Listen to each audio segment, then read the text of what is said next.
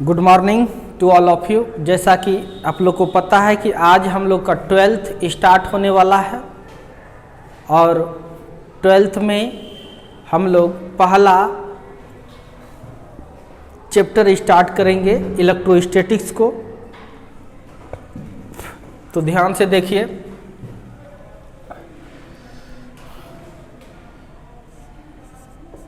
Twelfth physics हम लोग start करेंगे।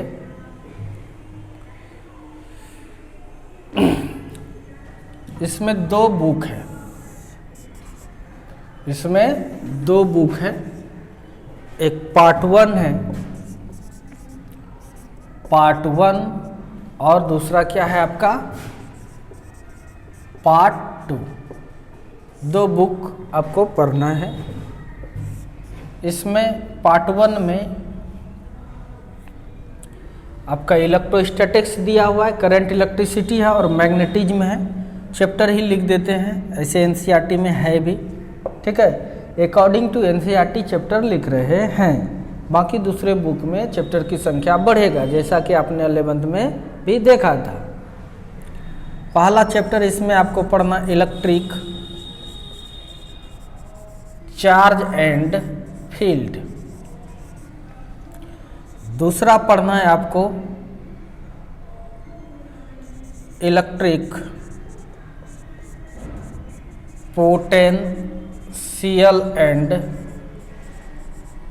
कैपेसिटर और तीसरा पढ़ना है आपको करेंट इलेक्ट्रिसिटी और चौथा पढ़ना है आपको magnetic effect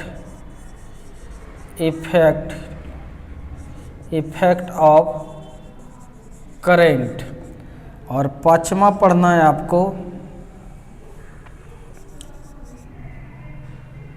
magnetism and matter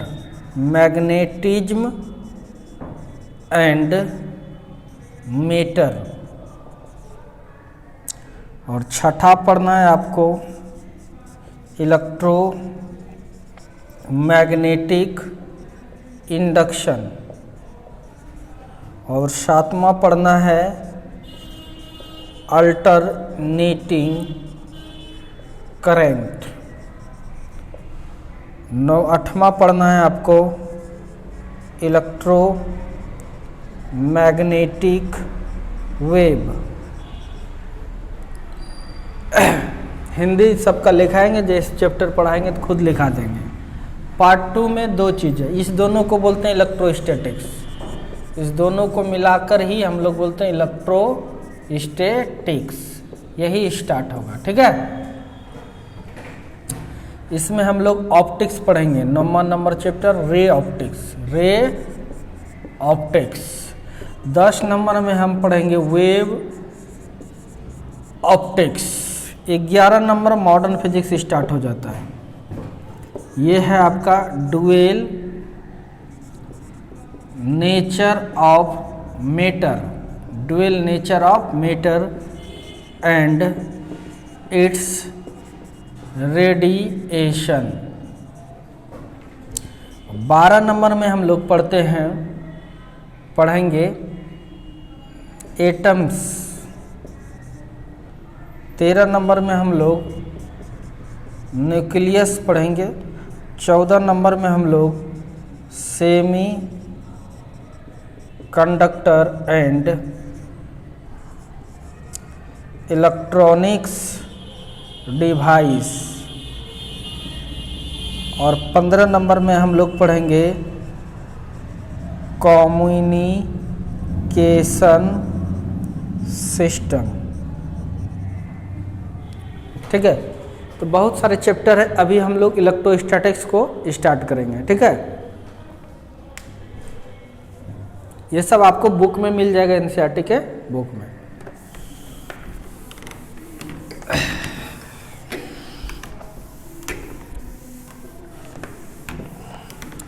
charge का नाम सुने हैं?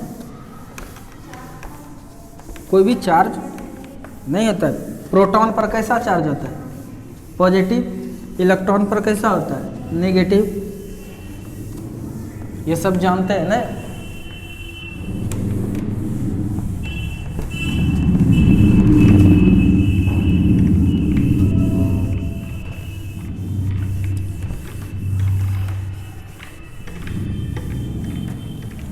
अब चलते हैं इलेक्ट्रोस्टैटिक्स। देखिए, इलेक्ट्रो प्लस स्टैटिक मतलब होगा आपका इलेक्ट्रोस्टैटिक।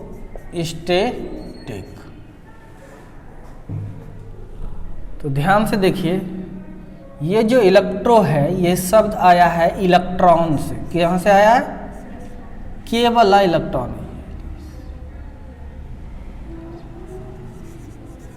यहाँ के बीच में सी नहीं है, एक ऑब्जेक्ट का नाम था इलेक्ट्रॉन, वहीं से आया इलेक्ट्रो। इसी का एडजेक्टिव है इलेक्ट्रिसिटी। इलेक्ट्रिसिटी, या इसी को आप कह सकते हैं इलेक्ट्रिक, इलेक्ट्रिक विद्युत। इसी को हम लोग कहते हैं चार्ज। क्या कहते हैं, चार्ज। इस तरह से भी इसको अरेंज कर सकते हैं। इलेक्ट्रो मतलब इसको बोल सकते हैं हम लोग इलेक्ट्रिक। इसी का एडजेक्टिव क्या है, इलेक्ट्रिसिटी। इलेक्ट्रिसिटी कहते हैं चार्ज, हिंदी में इसी का नाम है आवेश। ठीक है, यह ध्यान दीजिए, यह एक ग्रीक वर्ड है। कैसा वर्ड है ये, ग्रीक वर्ड है। ये भी एक ग्रीक वर्ड है। ये इंग्लिश वर्ड है, चार्ज इंग्लिश वर्ड है। यह ग्रीक वर्ड है, ये भी ग्रीक वर्ड है, ये भी ग्रीक वर्ड है, ये भी ग्रीक वर्ड है। इसका नाम इलेक्ट्रॉन से पड़ा। इसी चीज़ को इलेक्ट्रिक भी बोल सकते हैं। इसी का एडजेक्टिव इलेक्ट्रिसिटी है। इसी इलेक्ट्रिसिटी को इंग्लिश में चार्ज कहते हैं। क्या कहते हैं, चार्ज कहते हैं। और ये ग्रीक में जो स्टैटिक है उसको इंग्लिश में रेस्ट बोलते हैं। क्या बोलते हैं, रेस्ट। हिंदी में इसका नाम है विराम। यानी चार्ज जब रेस्ट में है तो वही आपका इलेक्ट्रोस्टैटिक्स है। कोई दिक्कत, तो इसके बारे में हम लिख सकते हैं।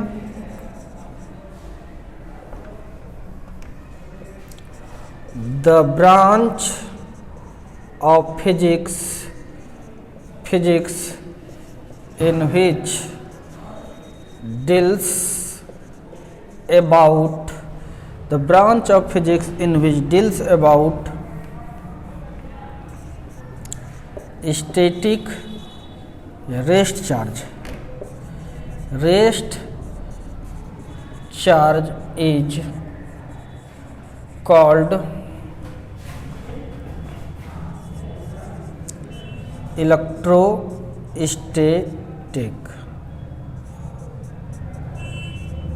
भौतिकी वह शाखा जिसमें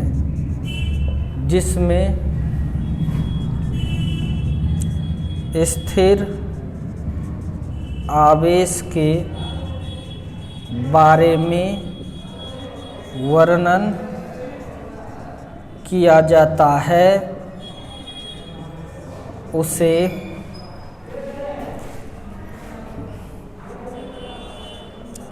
स्थिर वैद्युतिकी कहते हैं। ओके, मिटाऊं।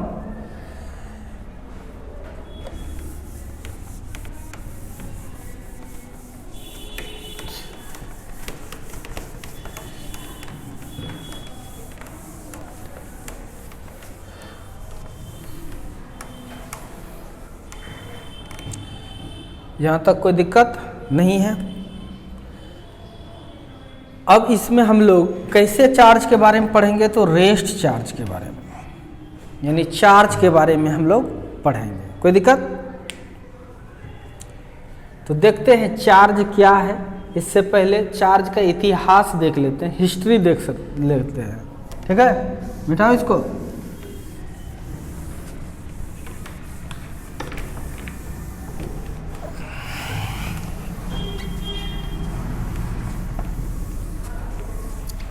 तो लिखिए,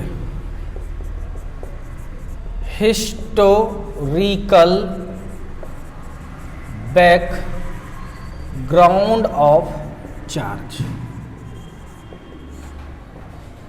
ये सब इतिहास में क्वेश्चंस पूछा जाता है। कहाँ पूछा जाता है? इतिहास में। समझ में आ रहा है कि नहीं? ये सब फिजिक्स में क्वेश्चंस नहीं पूछा जाता है, हिस्ट्री का क्वेश्चंस होता है किसी भी चीज़ के इतिहास के बारे में जानने पर। समझ में आ रहा है कि नहीं? इसलिए ये सुनने में जितना मज़ा आएगा, नंबर 1 भी आपको फिजिक्स में ये नहीं दिलाएगा। क्यों बताते हैं? बता देते हैं कि मेरे ही कंप्यूटर इसको बड़ा ज़ोर से लिखाता है और बोलता है डिटेल फिजिक्स पढ़ाते हैं, इसीलिए हमको बताना मजबूरी हो जाता है। लिखे पढ़ेंगे नहीं, लेकिन हर एक चीज़ समझा देते हैं। ठीक है, ध्यान से देखिएगा। देखिए 600 BC बिफोर, मतलब समझे? हाँ, यानी जब से काउंटिंग स्टार्ट हुआ उससे 600 वर्ष पहले, ईसा मसीह के जन्म के 600 वर्ष पहले, यानी आज 2021 है, 600 जोड़ दो और कितना जगह 2127, 2021 से नहीं, 2127, यानी 2700 वर्ष पहले।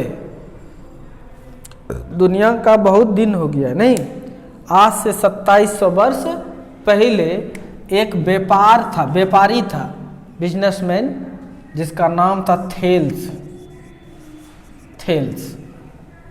समझ में आ रहा है कि ना? थेल्स एक व्यापारी था, यूनानी था, यानी ग्रीक देश का व्यापारी था।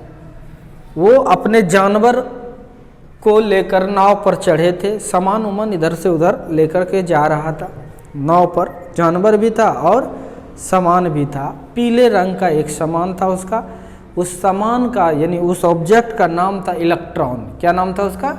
वही के जो था बीच में, वो वाला इलेक्ट्रॉन। कोई दिक्कत? तो जानवर और वो सामान जो था इलेक्ट्रॉन, दोनों आपस में रगड़ाने के बाद दोनों चिपक जाता था। तो वो बार बार हटा देता था, बार बार रगड़ाता, फिर चिपक जाता था। उसको आश्चर्य लगने लगा, ये क्यों चिपकता है? हटा देता था, फिर चूंकि चार्ज हो जाता रगड़ा के, तो वो चिपक जाता था। जैसे अभी भी हम लोग बाल को रगड़ते हैं, चिपक जाता है। बार बार रगड़ करके वो चिपक जा रहा था। तब उस चीज़ को बड़ा इंटरेस्ट से ये बिजनेसमैन थेल्स जो है, साइंटिस्ट नहीं थे, इसने देखा, रियलाइज किया। किसको? इलेक्ट्रॉन को।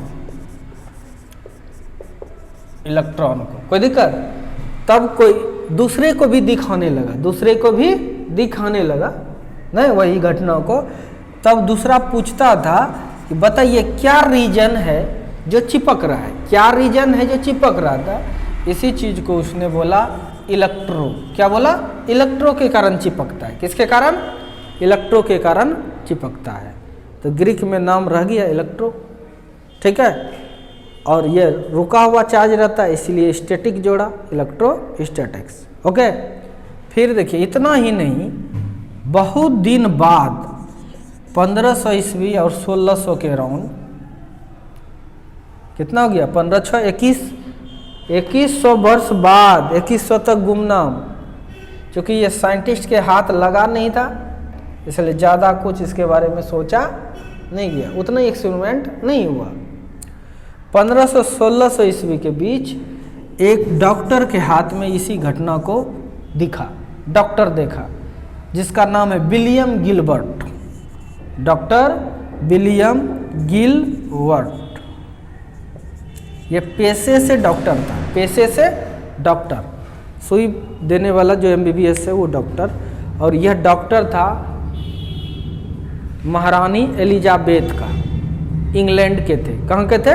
इंग्लैंड के। महारानी एलिजाबेथ को जान रहे हो ना? उसी का पर्सनल डॉक्टर था। नहीं, बड़े बड़े लोग डॉक्टर रखता है ना अपना, वही ये पर्सनल डॉक्टर था महारानी एलिजाबेथ के। वो इस दिन इलाज के ही क्रम में कभी कोई चीज़ किसी से रगड़ाया, सटता हुआ दिखा उसको, नहीं समझे? तो यानी ऐसा ही घटना 1500-1600 ईस्वी में लगभग विलियम गिलबर्ट ने फिर से देखा। समझ में आ रहा है कि नहीं? फिर से देखा तब यह जो बताया, यह बहुत चीज़ को एक दूसरे से रगड़ रगड़ के काफ़ी कलेक्शंस किया, किसको किससे रगड़ेंगे तो कौन सा चार्ज होगा। समझ में आ रहा है कि नहीं? तब उस चीज़ का नाम इसने चार्ज रखा। क्या रखा? चार्ज। चूँकि इंग्लैंड का था इसीलिए इंग्लिश में उसको चार्ज हो गया, कोई दिक्कत। ये ग्रीक का था इसीलिए इलेक्ट्रो, यानी इलेक्ट्रो और चार्ज एक ही चीज़ है, इलेक्ट्रो और चार्ज एक ही चीज़ है, कोई दिक्कत। फिर इतना ही नहीं, फिर साइंटिस्ट आए, अमेरिकन साइंटिस्ट बेंजामिन फ्रैंकलिन। कौन सा आया? Benjamin Franklin.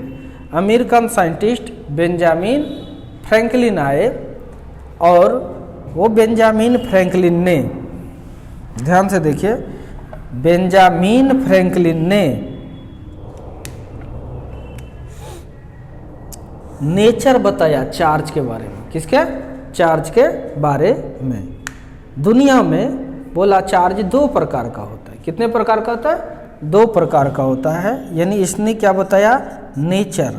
Nature of charge. बोला ये कि जिस तरह से दुनिया चल रहा है, किस पे? स्त्री, पुरुष और ताली बजाने वाला तीनों, बॉय, गर्ल और छक्का, ठीक है। उसी टाइप से दुनिया बना भी है किससे? प्रोटॉन, इलेक्ट्रॉन और न्यूट्रॉन से। समझ में आ रहा है कि नहीं? प्रोटॉन, इलेक्ट्रॉन और न्यूट्रॉन से। प्रोटॉन पर बोला प्लस चार्ज होता है, इलेक्ट्रॉन पर माइनस चार्ज होता है। जैसे बॉय पर प्लस, गर्ल पर माइनस। सोचा वो, ये दूर दूर तक फिजिक्स में नहीं है।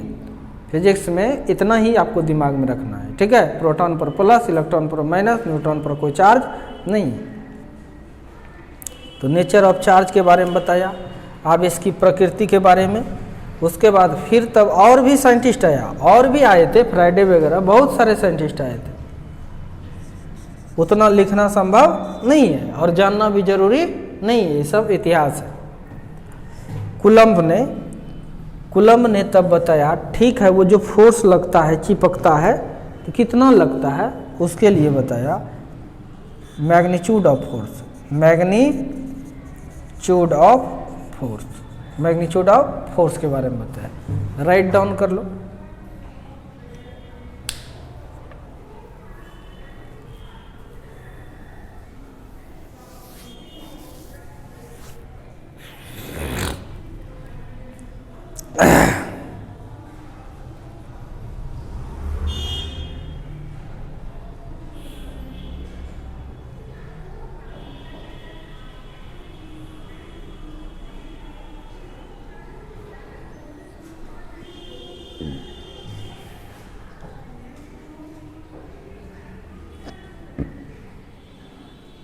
ये सब ज़्यादा लिखाना हम उचित नहीं समझते हैं और ये डिटेल नहीं है। ये सब चीज़ दूर दूर तक कभी भी फिजिक्स के एग्ज़ाम में तो नहीं आएगा, हिस्ट्री में आता है, इतिहास में आएगा, ठीक है। आप यहाँ फिजिक्स पढ़ रहे हैं, कुछ लोग इसको पढ़ा के डिटेल्स में अगर वो कह दे कि हम डिटेल फिजिक्स पढ़ाते हैं तो झूठ बोलता है वो, ठीक है।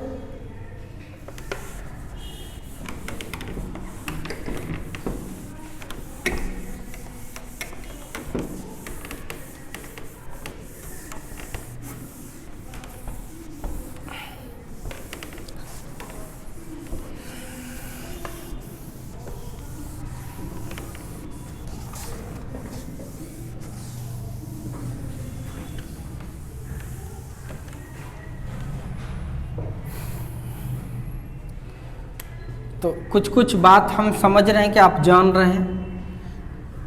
जैसे प्रोटॉन है, इलेक्ट्रॉन है, न्यूट्रॉन है, इस पर कैसा चार्ज होता है? Positive charge. इलेक्ट्रॉन पर कैसा चार्ज होता है? Negative charge. इस पर क्या होता है? No charge. समझ में आ रहा है कि नहीं? ये सब बात पता है आपको। ये 3 एलिमेंट्री पार्टिकल है, इसी से दुनिया बना है। और दुनिया चल किससे रहा है? एक बॉय से, गर्ल से, और एक ताली बजाने वाला जो है ट्रेन पर, इस पर भी कोई चार्ज नहीं होता है, कोई चार्ज नहीं होता। इस पर नेगेटिव नेचर का चार्ज, इस पर पॉजिटिव, ये सब माना गया है, कोई दिक्कत। और कुछ कुछ आप ये भी जानते होंगे कि प्लस और प्लस चार्ज अगर रहेगा तो दोनों क्या होता है, रिपेल होता है। क्या होता है, दोनों रिपेल होता है, रिपल्सन फोर्स लगता है? या माइनस माइनस रहेगा या माइनस माइनस भी रहेगा तो फिर भी क्या होगा, रिपल्सन। लेकिन एक प्लस होगा और दूसरा माइनस होगा, दूसरा माइनस होगा, तब क्या होता है, अट्रैक्शन फोर्स लगता है। ये सब बात आप जानते हैं, कोई दिक्कत। एक जो इम्पोर्टेंट है, हम लोग के ज़माने में वो पहले आईआईटी में पूछा गया, ठीक है, और फिर एम्स में पूछा, नीट में भी पूछा, बहुत पूछता है, ठीक है। और फिर अब तो बोर्ड लेवल का हो गया ये सब क्वेश्चन जो अभी बताएंगे हम, खूब पूछता, धड़ल्ले से पूछता है। और मॉडल पेपर, गेस्ट पेपर में भी ये क्वेश्चन आते रहता है प्रत्येक साल। बहुत सारे टीचर इसको गलत करने के चक्कर में रहता है, बहुत सारे टीचर इसको गलत करने के चक्कर में रहता है। तो उस क्वेश्चन को हम पूछते हैं, आप जवाब दीजिएगा, क्या जवाब देते हैं। ध्यान से देखिए, एक ही क्वेश्चन दे रहे हैं, हिंदी इंग्लिश से मतलब नहीं है। आपको पूछ रहे हैं प्रोटॉन के बीच फोर्स, या प्रोटॉन के बीच लगने वाले, लिखिए तो लगने वाले फोर्स का नेचर हो सकता है। कैसा नेचर होगा? ऑप्शन ए दे रहे हैं एट्रैक्टिव, क्या दे रहे हैं, attractive. B number repulsive, C number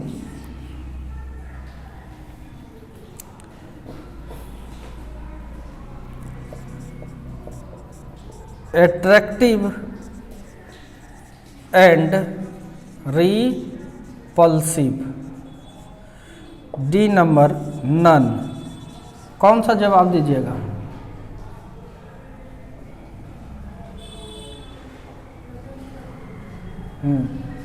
proton के बीच कैसा फोर्स लगेगा, रिपल्सिव। सब यही देते हैं और मूर्खवा टीचर भी यही बता देता है जनरली। जब वो मूर्खवा टीचर ने वो बताया तो उसके स्टूडेंट भी वही बताएंगे, इसलिए स्टूडेंट को मूर्ख नहीं बोलेंगे। समझ में आ रहा है कि नहीं? लेकिन ये सही नहीं है, ये गलत है। ये क्वेश्चंस आपको इसलिए दिए हैं कि आप किसी भी स्टूडेंट से जैसे पढ़ेगा, ये बेसिक चीज़ है, उसको ये सिंपल पूछो प्रोटॉन के बीच कैसा फोर्स लगेगा, वो भी बताएगा रिपल्सन। होगा नहीं, कैसे नहीं होगा अभी पढ़ाएंगे। इसके लिए आपको कुछ बेसिक बातें समझना पड़ेगा जो कि इस चैप्टर में दूर दूर तक नहीं है। और ऐसा क्वेश्चंस लगभग कल भी बताएंगे, बहुत सारा है। कल ऐसा क्वेश्चन हम देंगे और आप बना बना के फटाफट सही सही बताइएगा, लेकिन किसी और से पूछिएगा। सबका बात नहीं कर रहे हैं, कोई टीचर अगर बताया हो, जो साधारण टीचर है वो तो नहीं बताएगा और साधारण स्टूडेंट्स भी नहीं बताएगा, ठीक है। ये आंसर इसका ये होता है, सी नंबर, ठीक है। कैसे होता है ये देखते हैं और बाकी अभी पढ़ा देते हैं कि ऐसे क्वेश्चंस का जवाब आपसे सही हो, यानी इलेक्ट्रोस्टैटिक्स के क्वेश्चंस का हर एक क्वेश्चंस का जवाब आप सही सही दे पाएँ। उसके लिए जो बेसिक ज़रूरत है उस बेसिक को हम बता देते हैं, ठीक है।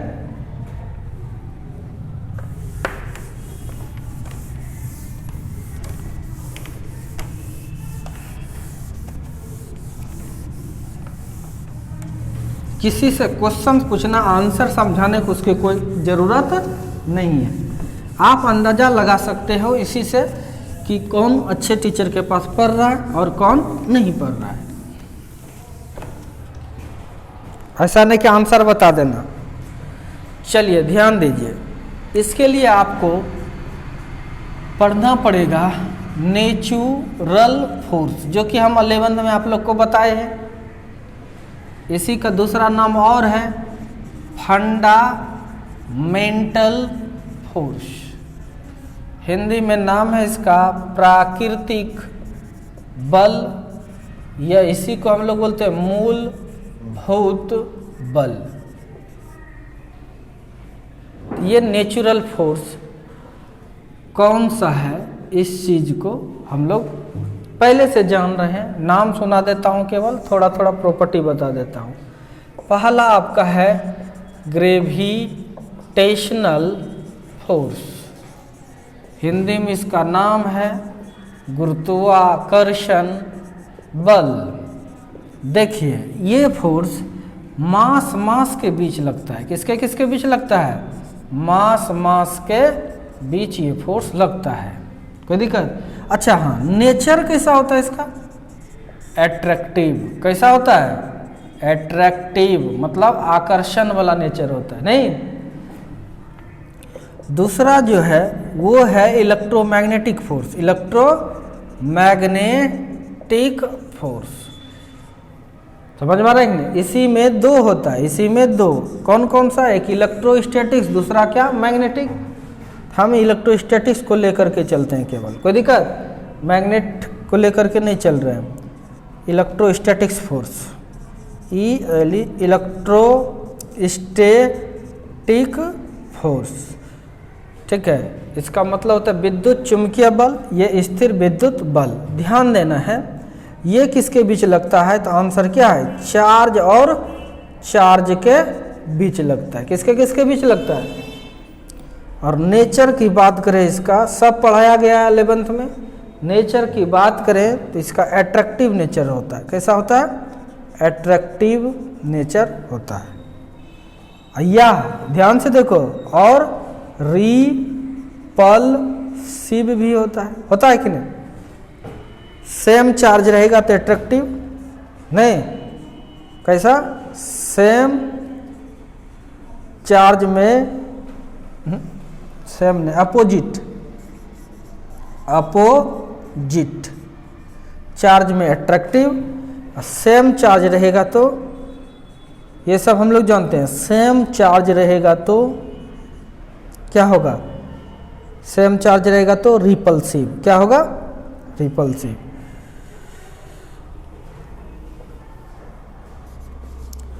और दूसरा हो गया। तीसरा हम लोग जानते हैं क्या? Strong nuclear force. Strong nuclear force, Hindi में नाम है इसका प्रबल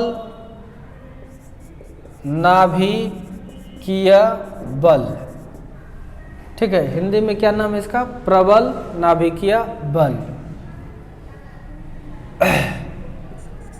चौथा नंबर, स्ट्रॉन्ग न्यूक्लियर फोर्स का मतलब हो गया प्रबल नाभिकीय बल। यह किसके बीच लगता है? न्यूक्लियन के बीच। किसके बीच? न्यूक्लियन, मतलब जो न्यूक्लियस में रहता है। कौन रहता है न्यूक्लियस में? रहता है न्यूट्रॉन। तो इसका मतलब ये जो फोर्स है, न्यूट्रॉन के भी बीच लग सकता है। ठीक है, न्यूट्रॉन प्रोटॉन के बीच भी लग सकता है। ध्यान से देखिए, प्रोटॉन के बीच भी लगता है। नहीं, न्यूक्लियस में जो मौजूद है उसके बीच ये फोर्स लगता है। नेचर पूछेंगे इसका, तो नेचर क्या होगा? आंसर है एट्रैक्टिव। क्या है? एट्रैक्टिव।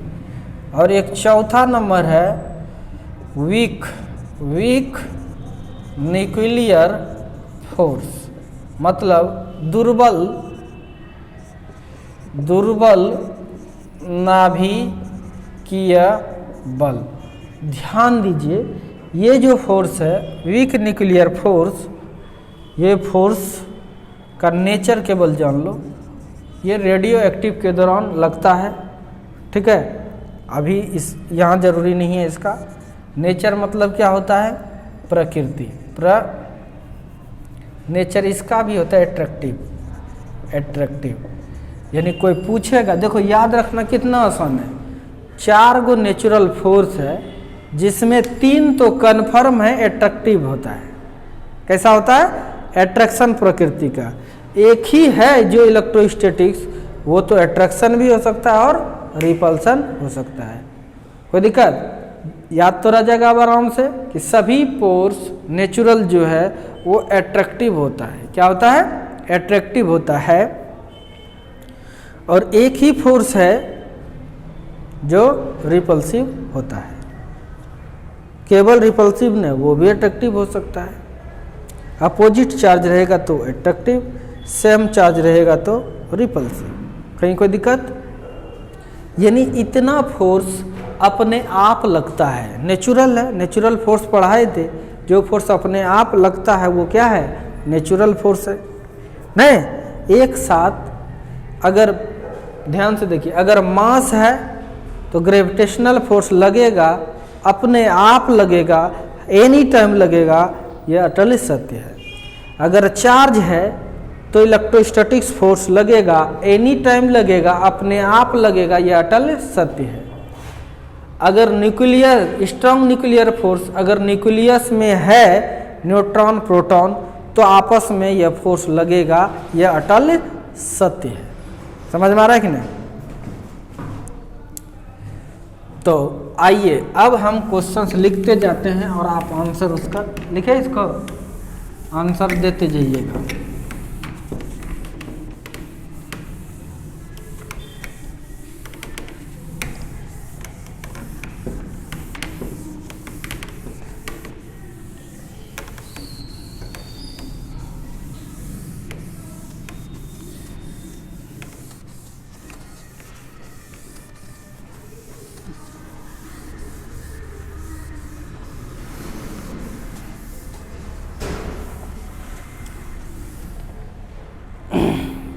चलिए देखिए, यहाँ तक समझ में आ गया।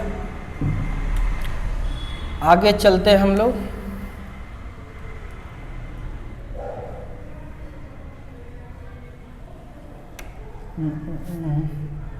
तीसरा, चौथा, वीक न्यूक्लियर फोर्स हो गया। क्वेश्चंस लिखिएगा।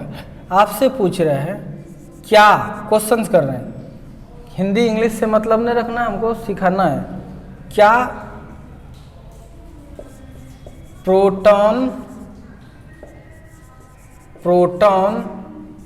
पर या प्रोटॉन के बीच एट्रैक्शन हो सकता है? आपको आंसर देना है इसका, यस या नो। दूसरा क्वेश्चन, क्या प्रोटॉन के बीच इलेक्ट्रोस्टैटिक एट्रैक्शन हो सकता है? जवाब देना है।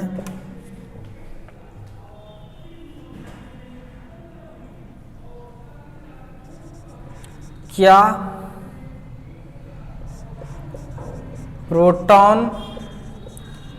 प्रोटॉन के बीच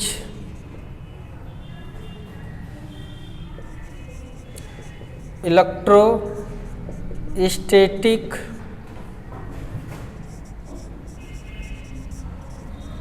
रिपल्सन हो सकता है? जवाब दीजिए फर्स्ट क्वेश्चन का। क्या प्रोटॉन के बीच अट्रैक्शन हो सकता है? हैं? हो सकता है? दोस्तों से पूछना, अगर वो ना नहीं कहा तो हम पढ़ाने छोड़ देंगे। दोस्त से जरूर क्वेश्चन पूछना है इसको। कोई भी कहीं पढ़ रहा हो उसे मतलब नहीं, पूछना, ठीक है? आंसर नहीं बताना है उसको, आंसर नहीं बताना, ठीक है? पूछना। उसके बाद अगर वो नहीं बताए तो जहाँ पढ़ता है उससे जाके पूछेंगे, ठीक है? उसके बाद वो क्या रिजल्ट देता है ये देखना है। ये बताइए, क्या प्रोटॉन के बीच इलेक्ट्रोस्टैटिक्स एट्रैक्शन हो सकता है? इलेक्ट्रोस्टैटिक अट्रैक्शन हो सकता है? हैं? नहीं होगा। आंसर इसका होगा नो। थोड़े थोड़े अंतर है सब में। यहाँ पर अट्रैक्शन था, यहाँ पर नाम दे दिया इलेक्ट्रोस्टैटिक्स अट्रैक्शन। नहीं, यह कौन सा अट्रैक्शन हुआ था? न्यूक्लियर अट्रैक्शन हो सकता है, ग्रेविटेशनल अट्रैक्शन हो सकता है, इलेक्ट्रोस्टैटिक्स अट्रैक्शन नहीं। अब क्या प्रोटॉन प्रोटॉन के बीच इलेक्ट्रोस्टैटिक्स रिपल्सन हो सकता है?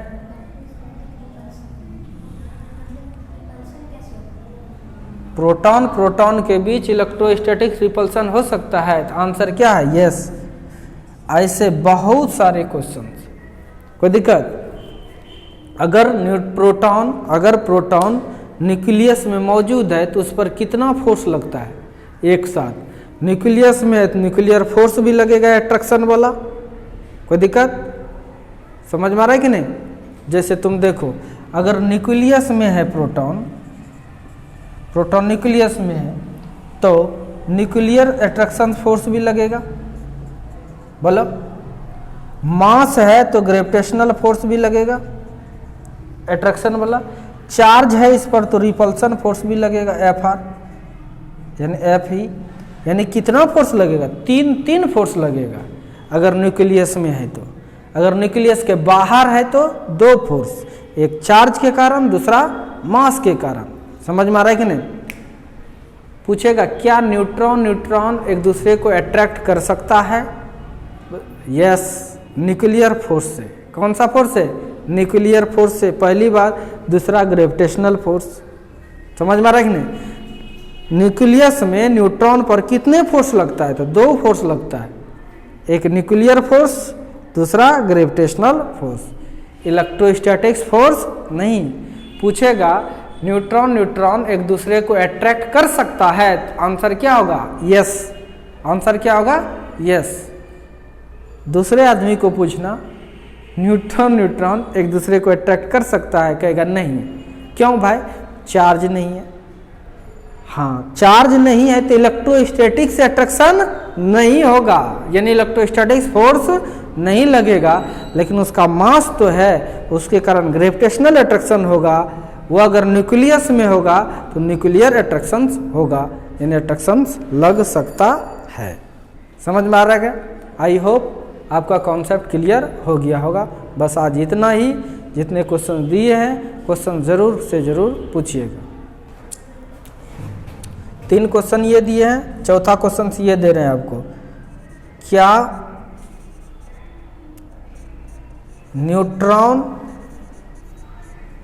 न्यूट्रॉन के बीच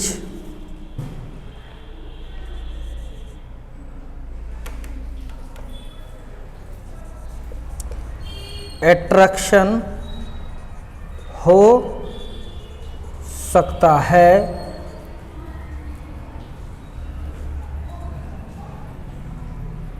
ठीक है, आंसर क्या होगा इसका? आंसर होगा यस। कौन कौन सा अट्रैक्शन होगा? आंसर है, अगर यह न्यूक्लियस में रहा, आंसर में होगा मे बी हो सकता है। कौन कौन सा? न्यूक्लियर और ग्रेविटेशनल। तो बताइए, ऐसे बहुत सारे क्वेश्चंस हो सकते हैं। नहीं, अगर यदि हम आपको बेसिक नहीं बताएंगे तो चैप्टर पढ़ने से कोई फ़ायदा नहीं होता। आपको जो क्वेश्चंस पूछा जाता है एग्जाम में वो आप गलत ही बनाते हैं। समझ में आ रहा है कि नहीं?